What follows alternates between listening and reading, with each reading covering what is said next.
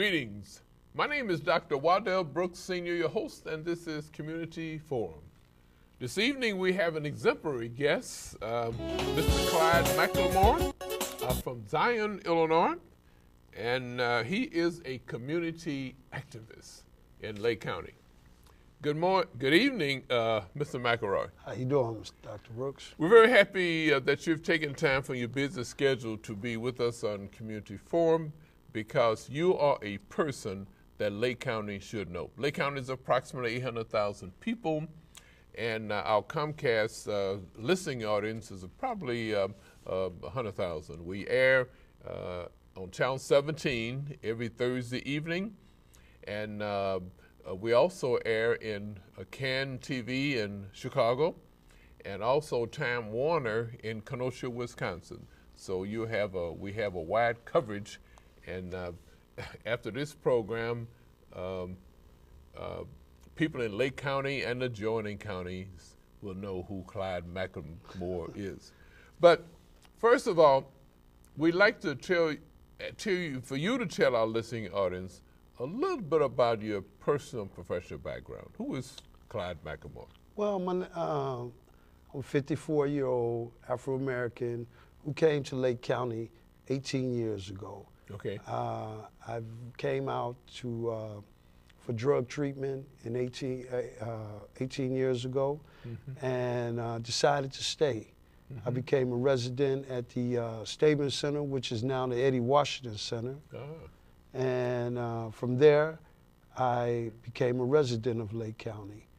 I worked at the Secretary of State's office, and through working in the Secretary of State's office, I got involved into politics in Lake County. And you were well trained too, because Eddie Washington was your mentor, right? Yes, he was. When I first got here, Eddie was the chair of the Waukegan Democrats. Okay. So when I walked into the office, I started sitting around listening and paying attention, and next he asked me to run for committeeman. And I ran for committeeman and won. I ran unopposed, and I've been unopposed for the last 16 years. Okay, and since that time, Eddie Washington was really a giant. There was, right? And he helped, they say the things that you do for yourself are gone when you're gone, but the things that you do for others remain as your legacy. And Eddie Washington left a legacy here in Lake County. Yes, he did. Not only that, in Springfield, too. I went down to Springfield to do some lobbying the first time that the bill came out for legalizing medical marijuana. And I went down to Springfield to put my hand in trying to do some lobbying down there, since I know a lot of public officials, state reps and senators. And when they found out that I was an aide of Eddie Washington's, they were like, whoa. They were like, man, the lobbyists would say we would pick straws to see who would have to go lobby Eddie Washington. He was highly respected. Because he was highly respected, and he was like, what you gonna do for my people here in Lake County? And if you didn't have anything to bring trying to get your bill lobbied through Eddie, he was one of the hardest state reps down there to lobby a bill. And I've heard this firsthand from a lot of lobbyists in Springfield. So you were Democratic committeeman for, 16 years? Yes, sir. And past state board chairman of Illinois Oxford House. So Yes. tell us about Oxford House. Oxford House is a recovery homes for recovering addicts, independent living. There's no staff or nothing like that. Okay. And what happened was Gateway were the sponsoring it by opening up their houses. And when that funding left Gateway, then me and 15 other people, we started buying the house, and it became Kalimba Enterprise. We found out owning houses was not make us rich. It would not make us rich because owning the property, but we did it just to help people, to get them back on the right track. And we got, now the state has took over Calimba. I stepped aside to get into politics, but I did go as far as the Oxford House World Council, which is the World Council. Oxford House started in Washington, D.C. Okay. And we have houses all over the country and in Africa and in Australia. It was started by Paul Malloy, who's a good friend of mine, and we brought Oxford House here. Now, here in Lake County, we have over 60 houses in the Lake County area for men and women and children to try to get their life back together. The object of it is you pay your bills, you do your details, and you don't use, and you make meetings on a regular basis. Okay. Now, you became interested in Zion Township, but tell us about Zion Township, though. What is the mission and goals of Zion Township? Well, the township is designed for people in poverty. The taxes of the citizens of Zion generate in a levy that the county gives the different townships. Okay. And that levy that's given to the townships are for people who are in need, such as people that fall short on the bill, about to have their lights cut off, gas cut off, or can't pay a rent. But it's not designed to take care of citizens, but what it is designed to help citizens in a time of need. Just give assistance. You know, Yeah. that's what it's for. Then the state took away the general assistance from the DHS office and gave it to the townships. So the townships is where, as a single man or a single person would try to get some general assistance to get on their feet. I think it's, what, $250 a month, and you work so many days out of a month to pay back that money, and it helps you generate to get back on your feet so you don't have to go back into further debt. And this is what is help. That's what it's designed for. It's my understanding that Zion Township operates about $1.5 million budget. Yes, it does. The levy lowered. It was lowered this year because Zion Township paid the highest taxes in Lake County. Wow. We have over 700 foreclosures in Zion. People are just leaving, just dropping the keys on the counter and moving out because the taxes are just extremely too high. Well, what we have to do is attract people to come in to gather up this property, to make the banks make the property look better. Okay. And the township, we have a lot of rentals. And of course we have Section 8, federal funding housing. And the Section 8s that comes in, they get these houses and they fall short sometimes. Sometimes people do live above their means. Or my biggest gripe with the township was the general assistance. Because people that have, if they live in Waukegan and they're trying to get themselves together, Waukegan Township will assist them. I'm finding out in Zion Township, they get a lot of regrets. They go up there feeling bad and walk out feeling worse. Matter of fact, just yesterday I had a guy talk to me and tell me that when he was in Waukegan, when he lived in Waukegan, he received assistance. But when he tried to get some help because he moved to Zion, and they stopped him in the door, didn't even let him fill out an application, and told him he does not qualify. And without interviewing him? Well, he told about his background. He had a criminal background, and they said no. But he had gotten it in Waukegan, but couldn't get it in Zion. Do the same rules apply, or each one have their own separate rules? Well, it's like this here. I asked about this, why it was not 4 years, and according to the township supervisor, which I found out is a law, that in 1996, the first Bush, President Bush, the first, not the last one, the first Bush. The old man. The old George, yeah, the old man. He instituted a law in 1996 why stop the war on drugs. Okay. Was that if you caught a Class X felony, that you could not get general assistance. Well, that law still stands. Now, politicians, state reps, and senators have added some new stuff to that law that allows them to give the general assistance. But a person who has a Class X was per se out there doing that kind of business out there, to go to jails with that kind of, believe me, they have some money and don't need $250 a month.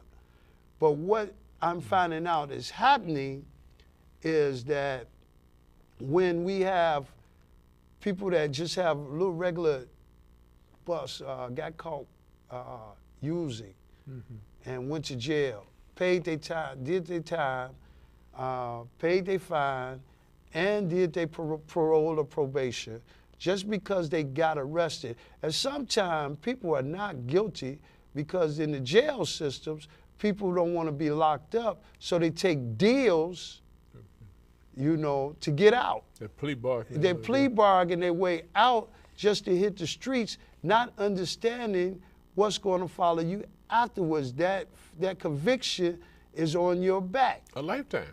For the lifetime. The felonies what we are talking about there. Yeah. Well, I mean, misdemeanors too.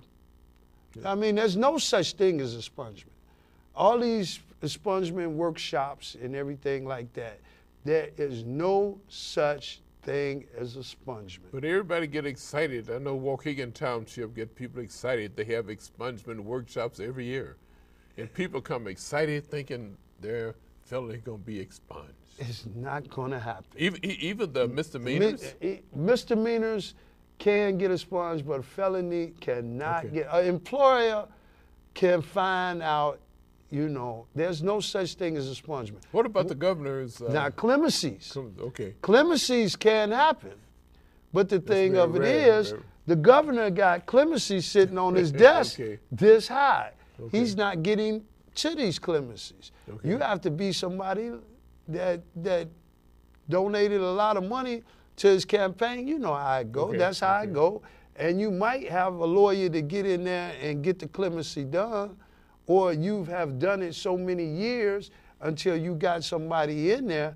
But just going and fill out a clemency form, it would take you 20, 30 years. And if you're doing it for a job, can you imagine trying to get that job and trying to get the governor to give that clemency? Say you've been out of prison 20 years. You've been out of prison 20 years, haven't got no trouble, not even a speeding ticket, not even. It would be so hard for you to get a clemency. But now they do have programs now that state reps are bringing, where people are with. I think LaShawn Ford, State Representative LaShawn Ford, just got one passed where a state can, it's called ban the box. There's only 3 cities in the United States that has a ban the box.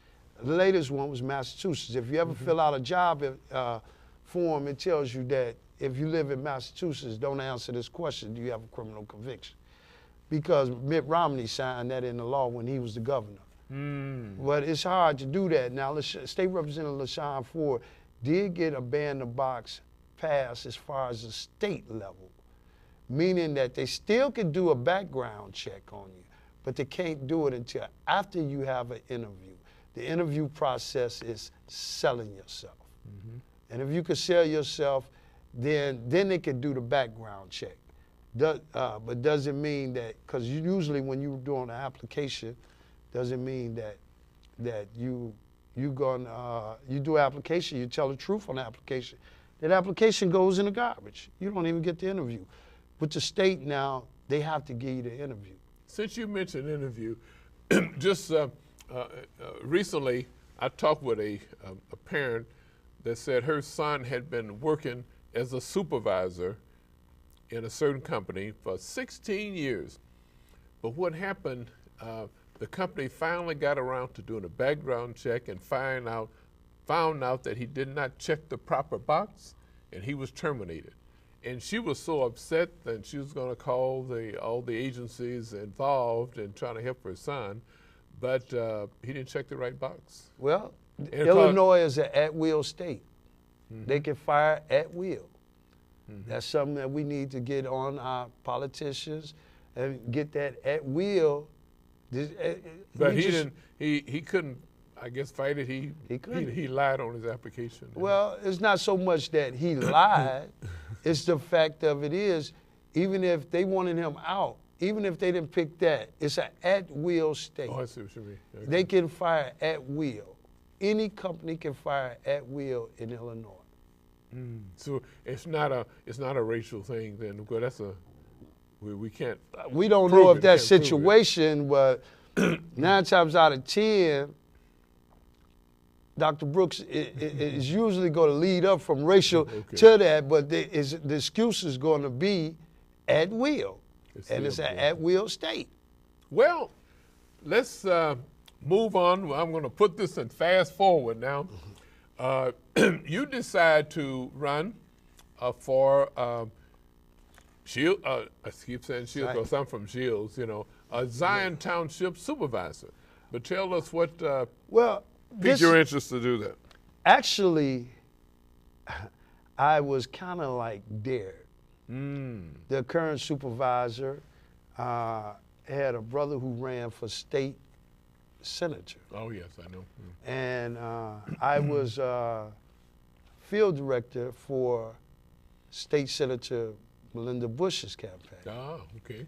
And we used to bump heads at parades and stuff like that. And she used to always tell me, you need to come on my side. And I said, no, you need to come over here on this side.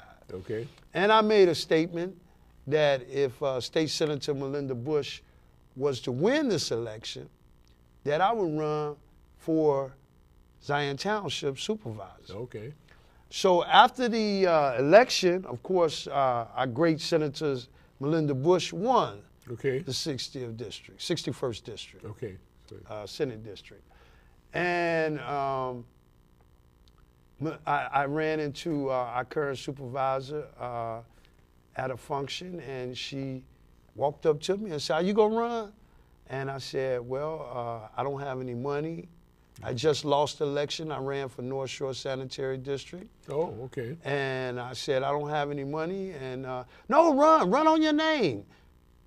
And I said, well, if I run, I'm going to try to win.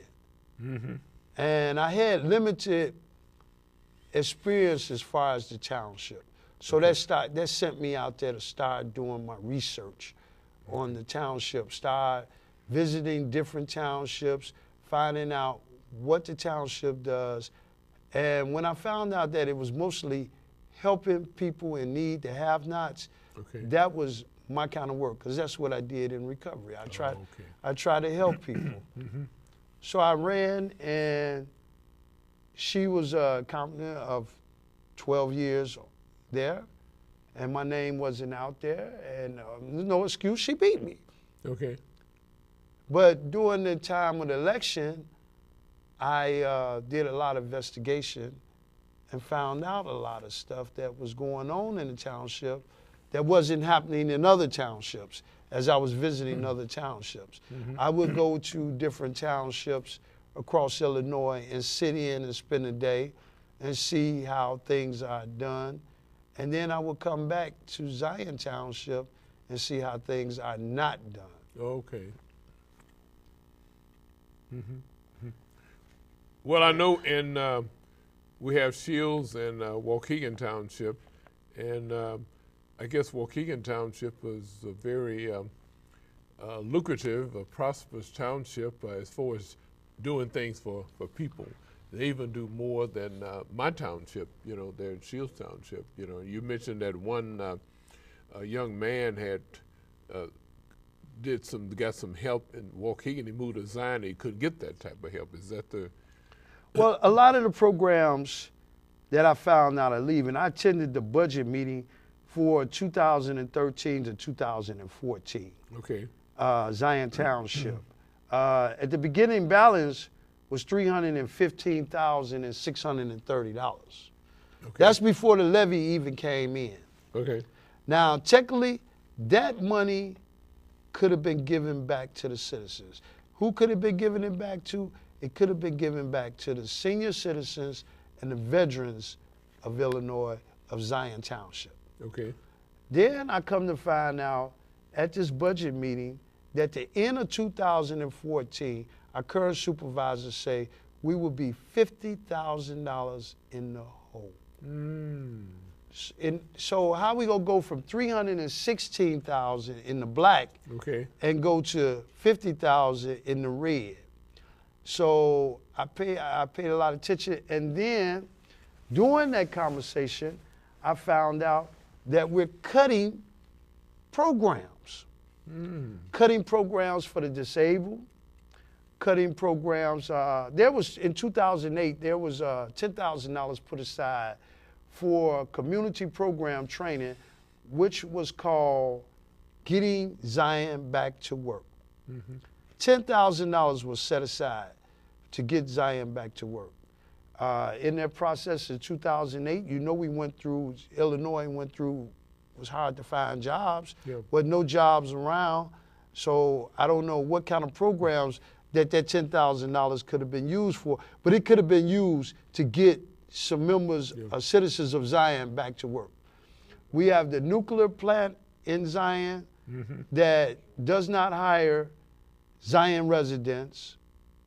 The nuclear plant is hiring. If you ride past it, you'll see Wisconsin, DuPage County, license plates, all of the employees out there, but you don't see any people of right here working there at the nuclear plant. That's very interesting, because the people in Zion were happy that the nuclear plant was there, but the residents of Zion are not in the majority of the people working at the plant.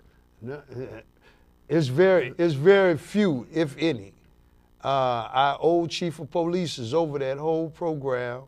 Okay. So the chief that was there of Zion moved to be the top of the Zion nuclear plant. Okay. And Zion Solutions, and nobody's getting the jobs. Wow. So that was something that I feel that since Zion Township is the place for people with the have-nots. Okay. I'm not saying that we're not supposed to, Zion Township is not supposed to come in and take care of anybody. Okay. But to help people. Assistance. Assist them in any needs.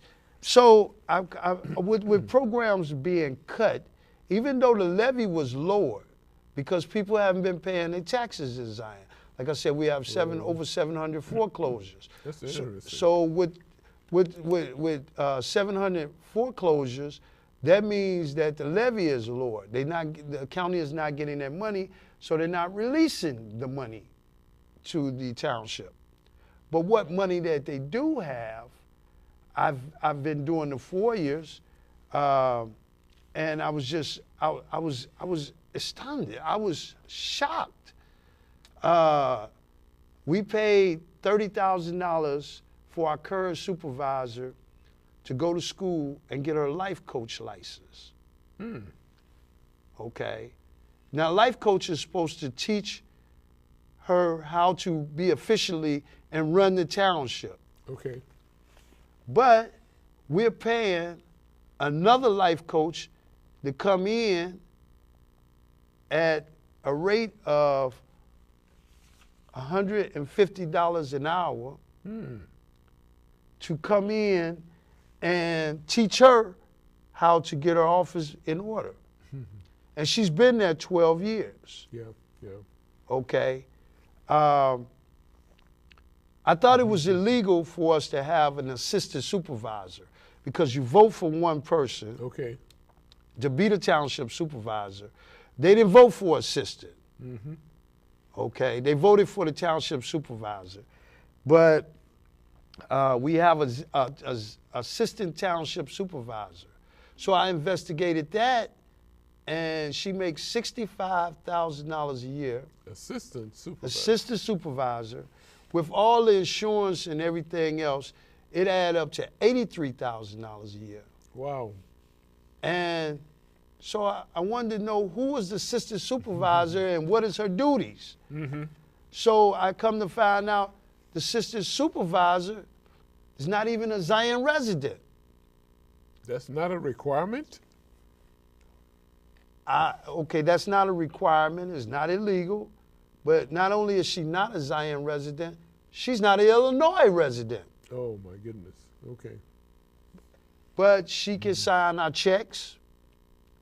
She has control over the office. Mm-hmm.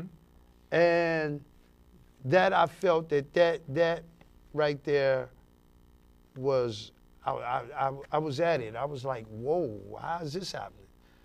So I found with the check signing and living in out of Illinois, I started seeing ways that money could be taken, and this is why we're going to be $50,000 in the hole. Not accusing anybody, okay, but I saw ways.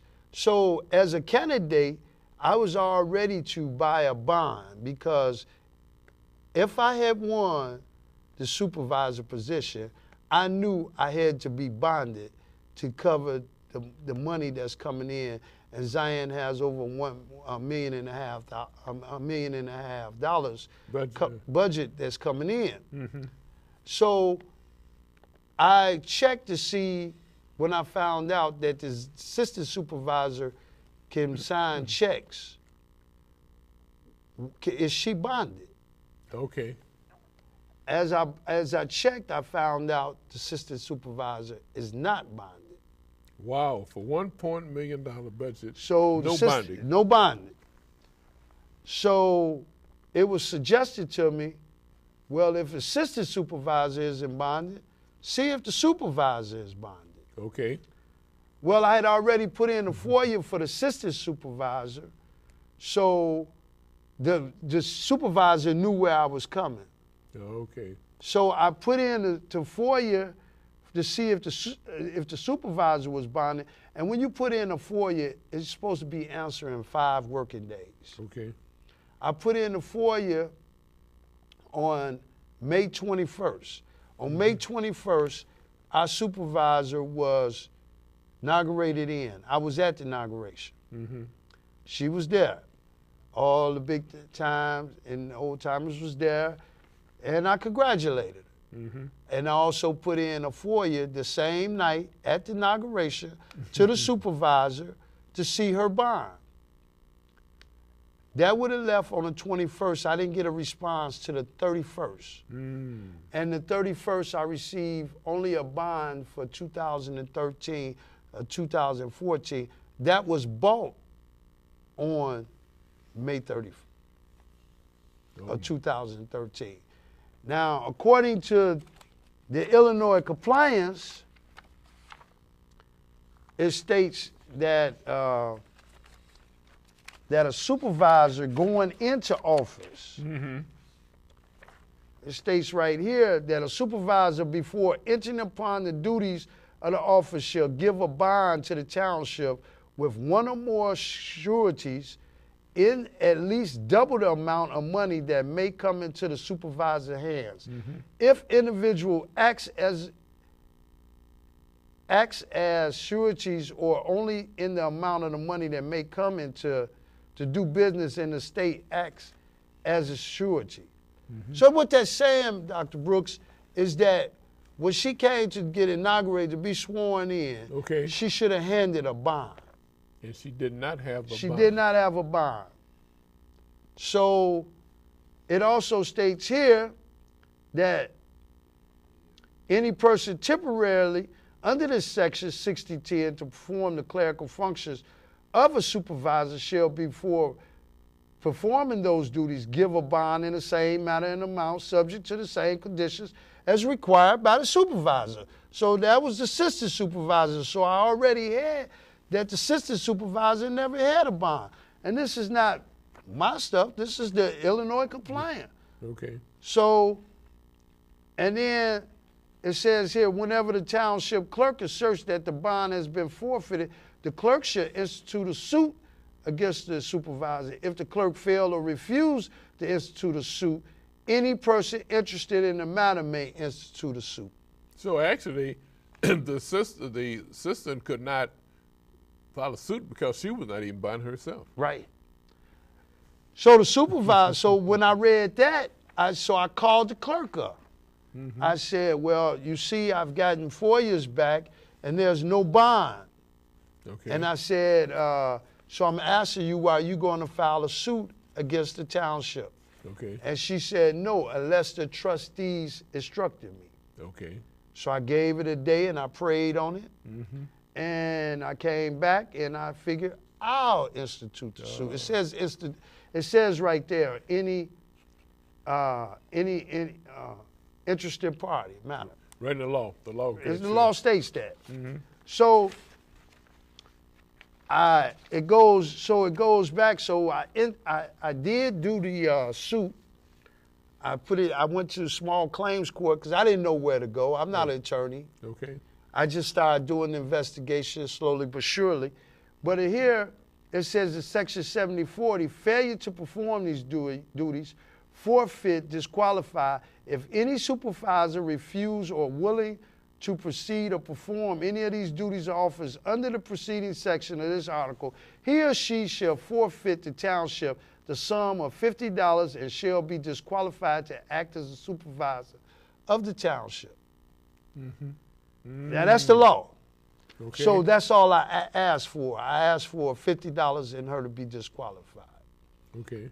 That case was in court, and I knew after doing my investigation, I realized that I filed in the wrong court because small claims court can't tell anybody they have to be disqualified. Now, you're doing this not as an attorney hired to do it, not as a paralegal, you're just a citizen. I'm a concerned citizen, want to know why my people, the citizens of Zion, are not getting the proper process of the township. Okay. And when I find out money is being spent, that I got information. Because if this was slander, believe me, she'll sue me for slander. Oh, yeah. You know, but you so I got the data, everything in black and white. The data, the law, to back you up. To back me up. So I filed it, and on the court date, she got the papers, and she didn't even come to court. Oh, she just assumed. She assumed that it'd be disqualified, and I wasn't smart enough, which I'm not an attorney, but I'm not smart enough to, and I didn't have any money. Okay. I'm doing this all without money and everything, but I worked nights, and I spent my days in the law library right there at the county building. Okay. And I looked up these different laws. Mm-hmm. One of the laws I found that, and this one here is so simple, this law go back to 1882. 1882. Okay. That the bond was not marked approved by the clerk and is not contained in such action was necessary in order to make the bond binding. That means that the piece of paper that she did give me, okay, it was not sealed, didn't have the clerk's seal, didn't have the township seal, or nothing.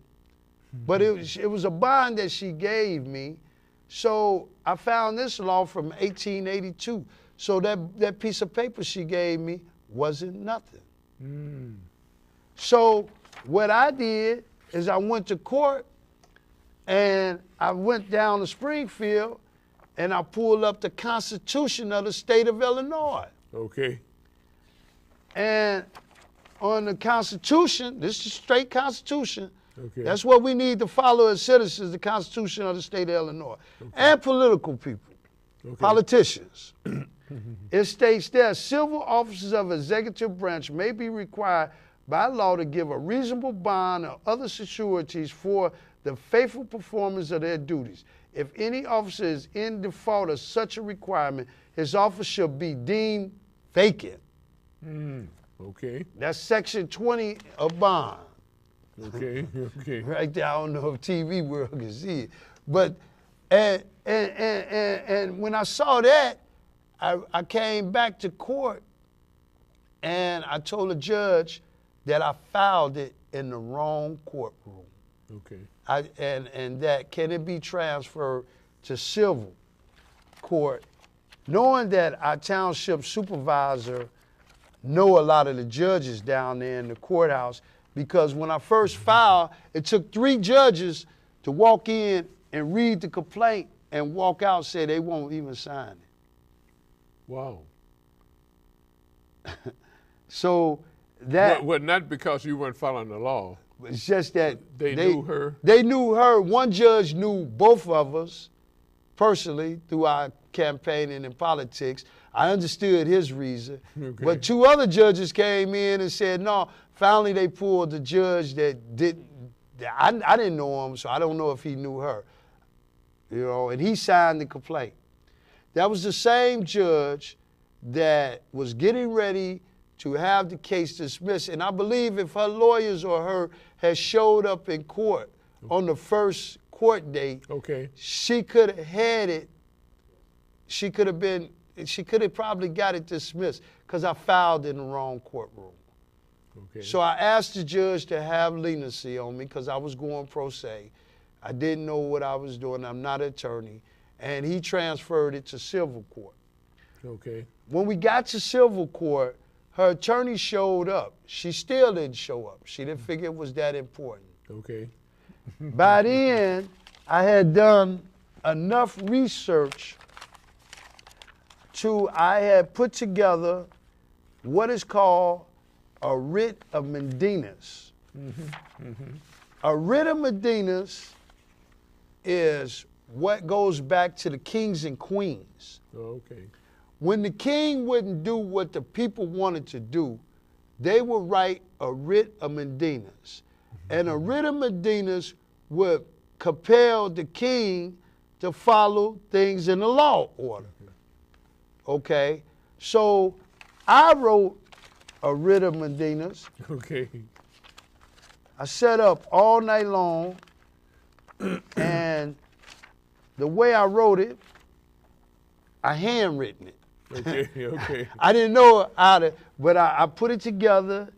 I got it. I didn't have it, and I just put down my laws and what I saw, what was wrong, and I requested that that the supervisor be disqualified and that she pay a $50 fine because that's what the law said. Okay. I didn't do this.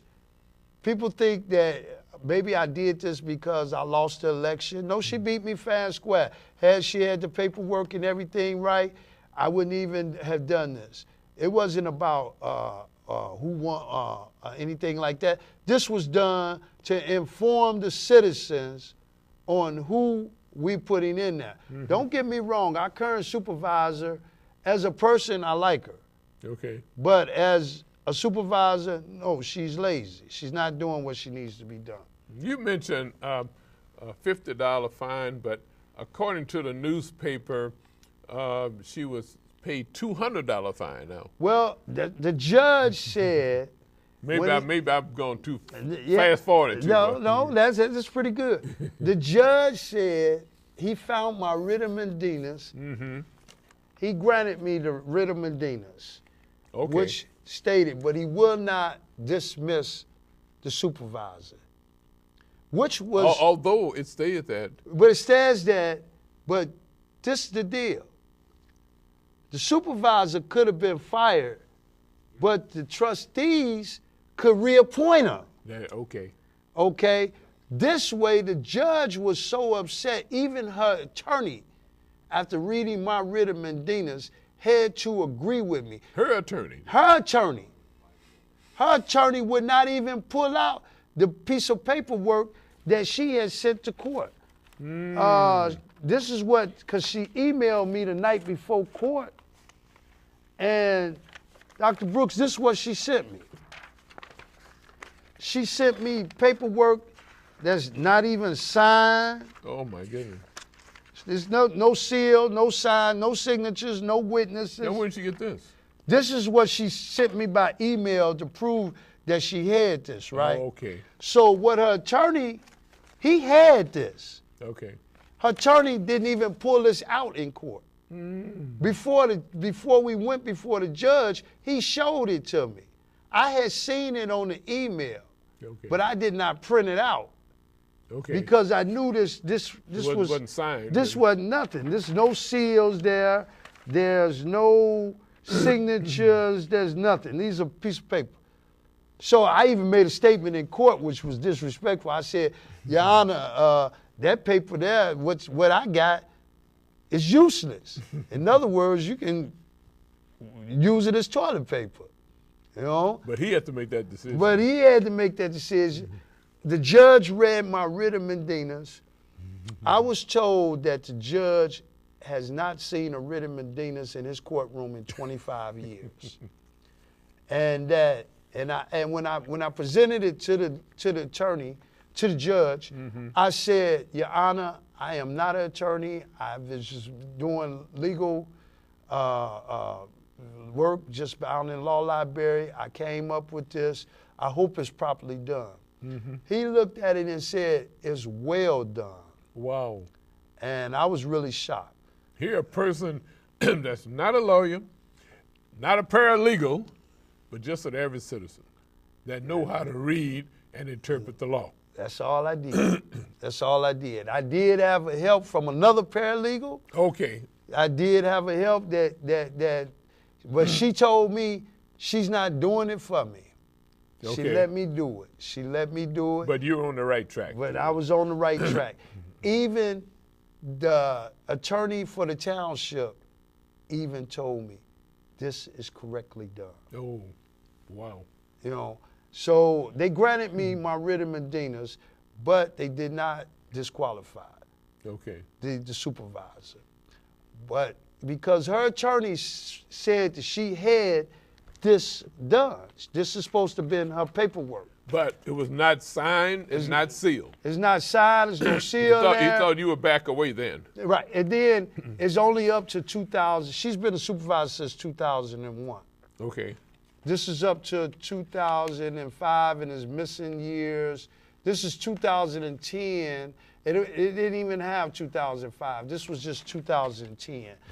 And it didn't have a seal or anything like that.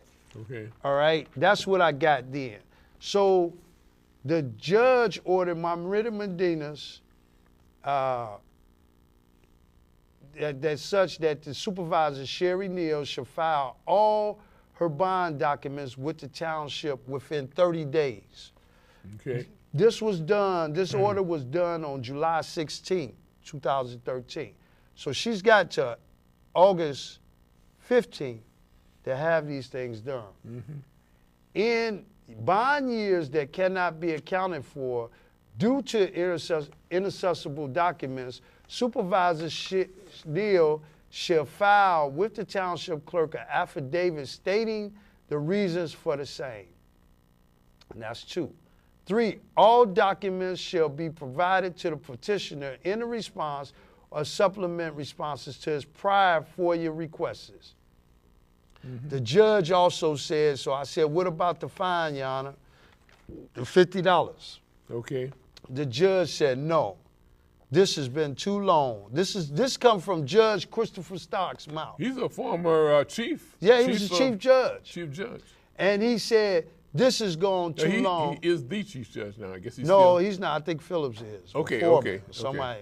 Okay. But he was. Yeah, at that time. And Judge Stark said that, okay. he said that she should pay a $200 fine, the maximum. He said, I can fine her $200, which is the max. Wow.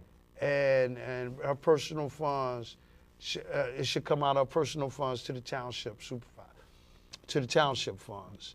Not out of the township funds. No, it should go $200 out of her pocket. Okay. She did do it. She sent me a receipt.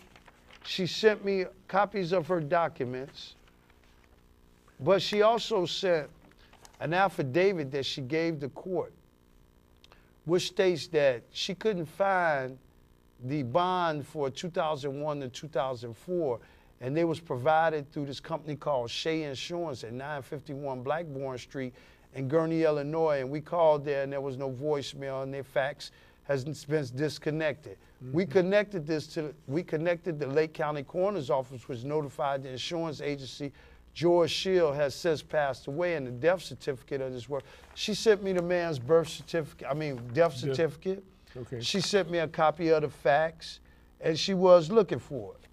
I was about to be satisfied. This morning, I got some mail. It's from the township clerk's office. Okay. All of a sudden now, they found the 2001 to 2004. Oh. And it's from the Ohio Casualty Insurance Company in Hamilton, Ohio. Where's Mr. Shields, this death certificate that you swore in his affidavit that's going to the court? This affidavit for the court. Okay. So she did pay a fine. That's her receipt for a fine. Okay. She paid a personal check for $200. But she did write this affidavit to the court, which can be perjury, because now she's scrambling, trying to get me these documents for August 15th. And I got 2 different documents on 2001. Okay. 2001 to 2005. Not only that, in the documents that she sent for 2010, 2011, her premium was $1,744 in it. But I had FOIA her before for the budget, and this is the 2010 and 2011 budget, and nowhere in this budget that amount is that $1,744 that she paid for the premium. But that should have been out of her account? That should have been out of the town. Well, it should have been out of her account or a township. I don't know. Somebody, all I say is a lot of unanswered questions. And I'm not giving up because I want to be a voice for the people. Okay. As a community activist, I need to be a voice for the people. And I'm not bagging down, and until we get this resolved, because I think it's a perjury, and if it is a perjury, that means that she can be arrested for a felony, and we don't have to have her disqualified. She'll be out as township supervisor. I hate to see her go that way, but if that's the way she have to go, that's the way she have to go. And you stated before that you're not doing it for retaliation because you lost, because election wasn't close. You're doing it because she did not follow the law. She didn't follow the law. I mean, a lot of people have told me that they love Sherry Neal. Okay. I like her myself. Oh, okay. But if you're not doing it and the money, Dr. Brooks, I found out that they had a lunch up in there brought into the office for $294. Sherry Neal's salary is $97,000 a year. $97,000. With all the insurance stuff. Her assistants is $83,000 a year. Wait a minute. The supervisor's salary is $97,000 a year. And the assistant is $83,000 a year. And they use taxpayers' money to pay for a lunch brought in for $297 from Marvella's Catering. $297. I got the receipts on it, yeah. Lunch. And they can't pay, they cannot. They can't go to McDonald's or Burger King. General assistants, they cannot. And general assistants can't even go in there. What I'm saying, she's claiming now she's got 74 kids' jobs. Right?